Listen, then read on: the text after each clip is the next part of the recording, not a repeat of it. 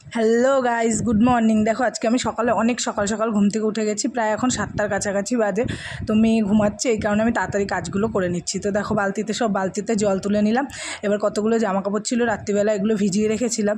তো এখন তাড়াতাড়ি করে কেচে দিচ্ছি, কারণ এখন যখন তখন বৃষ্টি আসে, তার জন্য তাড়াতাড়ি করে মেলতে হবে, শুকানোর দরকার আছে। ভিজে জামা কাপড় বেশি না ঘরের মধ্যে থাকলে ঘরে একটা ভ্যাপসা টাইপের গন্ধ হয়, তার জন্য আমি সকাল সকাল কেচে দিলাম। তো এখন ঠাকুরের বাসনটাও ধুয়ে নিলাম।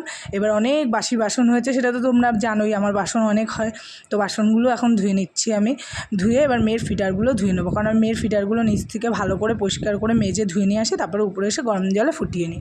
প্রতিদিন হয়তো ফোটাই না, মাঝে মাঝে ফুটিয়ে নিই। কারণ তারপরে আমি ড্রামগুলোতে জল ভরে নিলাম। জল ভরে এবার ডেস্কিগুলোতেও জল ভরে উপরে নিয়ে আসবো। এবার উঠোনটাও ঝাঁট দিয়ে নিলাম। সিঁড়িঘরটা আমি 2-3বার ঝাঁট দিই, কোনো দিন, আবার কোনো দিন একবারেও দিই।